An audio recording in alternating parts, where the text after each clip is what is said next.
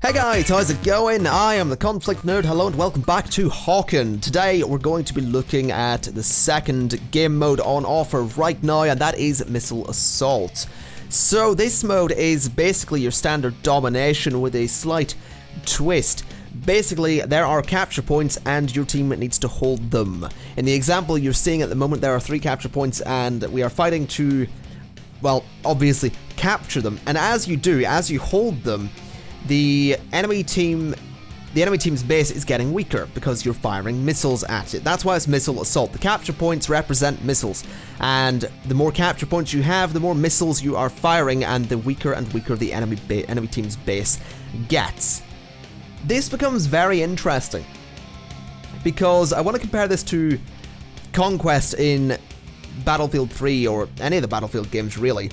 Things get much more tense as things develop in Missile Assault, in the same way that they do in Conquest. As your base's health gets lower and lower, and so close to the bottom, you will find that your team becomes much more desperate, and that is the make or break point of the game. That is the point where you're either going to get together as a team and kick some serious ass, or you're going to fall apart. You're all going to be running all over the place trying to get all 3 points at once, individually and in little tiny groups, completely unorganized, and it will feel miserably. This mode, much like Team Deathmatch, is all about working as a team. That is something you need to do. However, differing from Team Deathmatch, you do not want to move as a single unit. You want to have sub-teams, little squads of people taking 1 point and holding it, taking another point and holding it. And then you want to have at least 1 or 2 people who can run about from point to point and reinforce these squads when they need it. What I would suggest is even having maybe a sharpshooter or 2 watching the points from a distance, because you have to keep in mind that sharpshooters deal massive amounts of damage.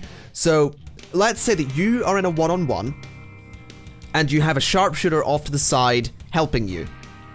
This basically means that if he gets the hit on the opponent, you are going to finish them off because the opponent's health has dropped so much. This is another mode that is all about team play. Just not in the way that Team Deathmatch is about team play. It's all about balancing things. It's about working out what works best for you and playing to that strength. If you're good at being a sharpshooter, do that. If you want to be one of the people who runs about reinforcing and you're good at it, do that. If you work good in a squad, do that. But if you do that, I can pretty much guarantee that you will dominate at Missile Assault.